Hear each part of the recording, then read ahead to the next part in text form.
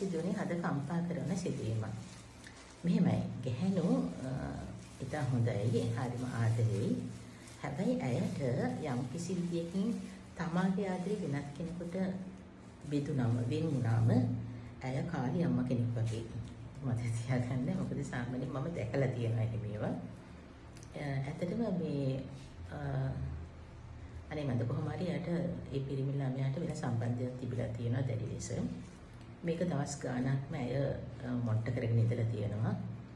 ඇය පිළිගත්තේ ටිකක් ඒක එච්චර හොඳ ක්‍රමයක් නෙවෙයි මට හිතෙන විදියට. ඒක කරන එක සාධාරණ නෑ. ප්‍රශ්නයක් තියෙනවා කතා කරලා අයින් වෙන්න පුළුවන්. එහෙම නැත්නම් කැපකිරීමක් තියෙන්න ඕනේ. සිමිනිසිත අයාලේ දුවනවා. ඒ අයාලේ දුවන තැන් වලට නැවතීම හිත තියන්නට සමහරට බැරි වෙන්න පුළුවන්. නමුත් සමහරක් අය වැරදි තීන්දුව ගන්නවා. දැන් දවසක් මම හරි පශ්චාත්තාපයෙන් සෑහෙන කාලයක් ඉඳලා තියෙන මේ සබතාවේ පිච්චි. ඇය ඉතින් ගත තීන්දුව මම නම් අනුමත කරන්නේ නැහැ. නමුත් මම ඔබට මේක සෞඛ්‍ය අධ්‍යාපනයක් හැටියට මම ඔබට කතා කරන්නේ. ඇය මෙහෙම ඉන්නකොට මේ ඕන ආදරය කරනවා පිරිමි ළමයා මේ ළමයාට. නමුත් ඇය එතන ආදරය කරේ හිතේ වෛරය තියාගෙන.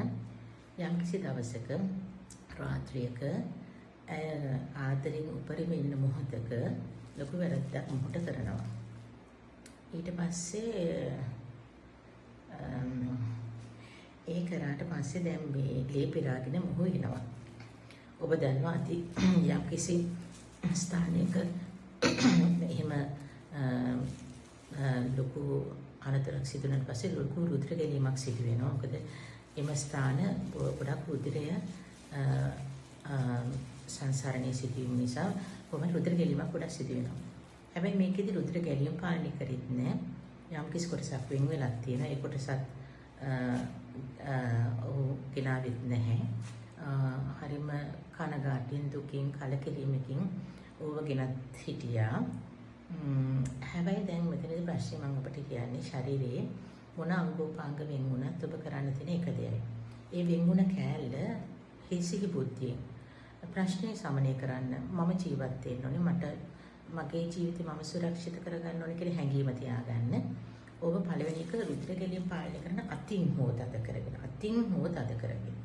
ඊට පස්සේ ඔබ යම්කිසි එකක් වෙන් වුණා නම් පොඩි හරි කෑල්ලක් ඔබ ඒක අරගෙන සීබුද්ධියෙන් කරන්න. ගොඩක් දේවල් කරන්න අපිට පුළුවන්. අපි හමුදාවේ මහත්තුරු අතපය වෙන්ගලා කකුල් දෙක වෙන්ගලා ඔක්කොම වෙන්ගලත් ඔය හොඳ සීබුද්ධියෙන් අපි ළඟට ආවේ මිනිස්සුන්ට කරන්න පුළුවන්. ඒ කොටස් දෙවන කොටස ඉටි බෑග් දාලා හොඳට ගැට ගන්න. හොඳට ගැට ගහලා ඉවර වෙනවා. අයිස් ඕවා කරන්න පුළුවන් ද කියලා ඔබට හිතෙන්න පුළුවන්. නමුත් ඔබ කරන්න අයිස් අරගෙන භාජනයකට දාන්න. ඊට පස්සේ අර ඉටි බෑගය මේ අයිස් ඇතුලේ දානවා. දාලා ඉවර වෙලා රෝගියත් එක්ක ස්පිරිතාලට එනවා. අයිස් එක්ක. අයිස් හැබැයි අර වෙන කොටස දාන්නේ නැහැ.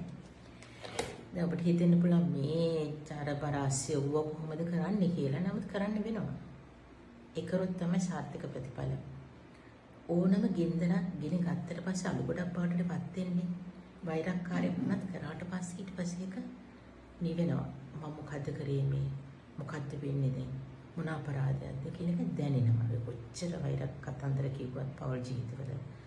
ඒ නිසා අවස්ථානුකූලව මොන දෙන්න. හැබැයි ඉතින් ඔබ පිච්චි දෙවි ඉන්න සබදකම් පෞල් ජීවිතේට හරියන්නේ නැහැ. ඔබ ඔය ඔක්කොම කරලානේ කසාද බඳින්නේ. කසාද බැඳලා පස්සේ පොඩ්ඩක් ඉතින් ආදරණීය චරිතයක් වෙන්න පුළුවන් නම් හොඳයි. ඔහොම දේවල් ගොඩාක් එනවා අපි ළඟට. ඒ ආවම ඒවා බද්ධ කරන අවස්ථා තියෙනවා. ක්‍රියාත්මක වීම කෙසේද අපි දන්නේ නැහැ. නමුත් ඔබ අපි මිනිස්සු අපි විද්‍යාත්මකව අපි ඇඟ ගැන හිතන්නට ඕනේ.